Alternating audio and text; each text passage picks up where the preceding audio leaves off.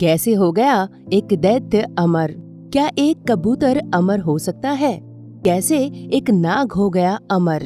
कहाँ मिलेगा अमर होने का अमृत? क्या बिना अमृत के भी कोई अमर हो सकता है? इन सवालों के जवाब किसी के पास नहीं है। किसी को इतना ज्ञान नहीं है कि ये बता सके कि बिना अमृत के कैसे अमर हो सकते हैं। लेकिन सनातन ग्रंथों को ठीक से पढ़कर आज द कर्मा आपको ये बताने वाला है कि बिना अमृत के कैसे हो सकते हैं अमर। कौन आपको अमर कर सकता है? तो ये जानने के लिए आप हमारी इस वीडियो को पूरा जरूर देखें। दोस्तों, देवताओं और राक्षसों ने समुद्र का मंथन किया और उससे विष और अमृत दोनों निकले। अमृत पीने के लिए तो सभी आगे आ रहे थे, लेकिन विष के लिए किसी की हिम्मत नहीं हो रही थी। तभी देवों के देव महादेव ने विष को पीकर संसार को संकट से बचाया और अमृत देवताओं में बांट दिया गया। भोलेनाथ ने भले ही विष पिया था, लेकिन भोलेनाथ चाहे तो बिना अमृत किसी को भी अमर कर सकते हैं और किया भी है। तो चलिए जानते हैं कि भगवान शिव ने किन लोगों को बिना अमृत के ही अमर बना दिया। भगवान शिव की पत्नी पार्वती। शिव पत्नी का नाम सुनते ही आपके मन में एक सवाल आया होगा कि माता पार्वती तो स्वयं शक्ति हैं, लेकिन हम आपको बता दें कि माता पार्वती ने एक सामान्य मनुष्य के शरीर में जन्म लिया था और उन्होंने भगवान शिव से विवाह करने के लिए हजारों वर्षों तक तपस्या की थी। फिर भोलेनाथ प्रसन्न हुए और उनसे विवाह किया। माता पार्वती जब भगवान शिव की पत्नी बनी तो भगवान ने उन्हें अमर कर दिया और देवताओं ने मिलकर माता पार्वती को उनके शक्ति स्वरूप का स्मरण कराया। शिव गण नंदी। भोलेनाथ के गण तो अलबेले होते हैं, कोई भूत है तो कोई प्रेत है, लेकिन शिव जी के प्रमुख गणों में नंदी का अहम स्थान है। नंदी को भोलेनाथ ने अमर कर दिया था और ऐसा माना जाता है कि आज भी नंदी अमर हैं और भारत के कई मंदिरों में ऐसी भी मान्यता है कि जब तक वहां नंदी की पूजा नहीं की जाती तब तक भोलेनाथ की पूजा को अधूरा माना जाता है और कुछ मंदिरों में तो पहले नंदी को ही पूजा जाता है। दैत्यराज बाणासुर। बाणासुर महादानी राजा बलि का पुत्र था। वो दैत्य कुल में जन्म लेने के बाद भी भगवान शंकर का परम भक्त और अपने पिता बलि की तरह दानवीर था। अमर असुर बाणासुर अपने बल के कारण तीनों लोकों में विजय प्राप्त कर शोणित नामक नगर में रहकर राज करता था। एक बार बाणासुर ने भगवान शिव की घोर तपस्या की, जिससे भगवान शंकर ने प्रसन्न होकर इसकी रक्षा का बीड़ा उठाया। इसके बाद भगवान शिव अपने पुत्रों और गणों के साथ उसके राज्य में निवास करने लगे। भगवान भोलेनाथ ने उसे 1000 हाथ होने का वरदान भी दिया था। इस कारण बाणासुर को सहस्त्र बाहु भी कहा जाने लगा। शिव महापुराण में वर्णन मिलता है कि बाणासुर ने अपने आराध्य देव महादेव से अमरत्व का वरदान मांगा और भोलेनाथ ने बाणासुर को अमर कर दिया। राक्षस सुकेश। वाल्मीकि रामायण में एक राक्षस विद्युतकेश का वर्णन आता है, जो राक्षस राज हेती का पुत्र था। इसी विद्युतकेश राक्षस के पुत्र का नाम था सुकेश। उसके जन्म के बाद ही उसकी माता उसे छोड़कर अपने पति के साथ चली गई। उसके जन्म के बारे में वाल्मीकि रामायण में वर्णन मिलता है कि सुकेश बालक के रूप में रो रहा था। तभी उसी रास्ते से माता पार्वती और भगवान शंकर गुजर रहे थे। तभी दोनों लोग रोते हुए बालक के पास गए। उसे देखकर माता पार्वती को दया आ गई। भगवान शंकर ने जब देखा कि माता पार्वती उस बालक को अपने पुत्र जैसा प्रेम दे रही हैं, तो भगवान ने उस राक्षस पुत्र को अपना लिया और उसे अपनी शक्ति से तुरंत युवा भी बना दिया। यही नहीं, भगवान शंकर ने उस राक्षस को अमर होने का वरदान भी दे दिया। भगवान शंकर ने सुकेश को ये भी वरदान दिया कि वे कभी भी उसके वंश के किसी भी राक्षस का वध नहीं करेंगे। महर्षि मार्कंडेय।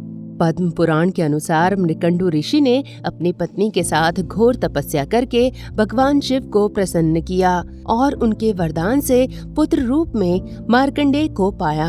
शिव ने मृकंडू से पूछा था कि तुम्हें दीर्घ आयु वाला गुणहीन पुत्र चाहिए या अल्प आयु वाला गुणवान पुत्र। तब मृकंडू ने गुणवान पुत्र को मांगा तो भगवान ने उन्हें अल्प आयु पुत्र का वरदान दिया और उसकी उम्र 16 साल कर दी। जब मार्कंडेय जी ने 16 वर्ष पूरे किए तो यमराज उनके पास उनके प्राण हरने गए, लेकिन उस समय मार्कंडेय जी महामृत्युंजय मंत्र का जाप कर रहे थे। यमराज मृत्युंजय का ध्यान न रखते हुए मार्कंडेय जी के प्राण हरने लगे तो भगवान शिव प्रकट हुए और मार्कंडेय जी को अमर होने का वरदान दे दिया। चंद्रमा को किया भोलेनाथ ने अमर।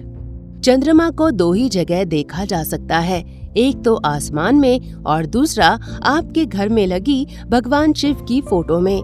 दरअसल चंद्रमा को भगवान ने अपने मस्तक पर क्यों रखा है और अमर क्यों किया, इस विषय को लेकर एक कथा आती है। चंद्रमा अपनी 27 पत्नियों में से एक रोहिणी को ज्यादा प्रेम करते थे तो उनकी बाकी 26 पत्नियों ने अपने पिता दक्ष से शिकायत कर दी। तो दक्ष चंद्रमा को कई बार समझाते हैं, लेकिन चंद्रमा पर इस बात का कोई असर नहीं होता। तो दक्ष उनको क्षय अर्थात नाश हो जाने का श्राप दे देते हैं। तो चंद्रमा सभी देवताओं और ब्रह्मा की सलाह से भगवान शिव की तपस्या करते हैं।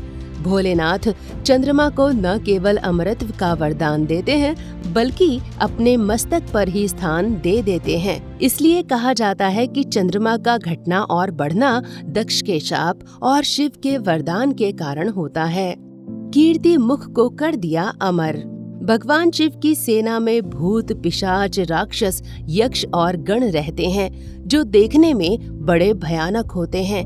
भगवान शिव की सेना में ऐसा ही एक गण है जिसका नाम कीर्ति मुख है। ये भगवान शिव का इतना बड़ा भक्त है कि इसने अपने प्रभु महादेव के आदेश पर अपने सारे शरीर को खा लिया और बस इसका ये मुंह ही बच गया था।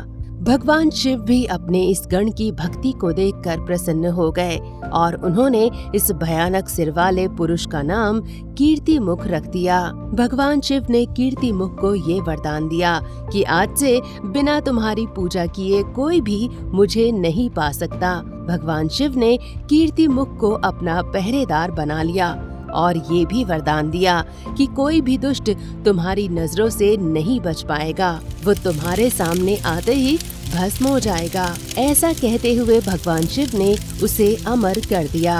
नागराज वासुकी को शिव ने किया अमर। नागराज वासुकी देवताओं के ही भाई माने जाते हैं। दरअसल इनके पिता भी कश्यप ही थे और भगवान विष्णु की शैया शेषनाग नागराज वासुकी के बड़े भाई हैं। नागराज वासुकी सभी नागों के राजा हैं और भोलेनाथ के अनन्य भक्त हैं। समुद्र मंथन से निकले विष को पीने से भोलेनाथ के गले में नागराज वासुकी विराजित होते हैं। भगवान शिव के गले में होने के कारण वासुकी अमर हैं। अमरनाथ के कबूतर।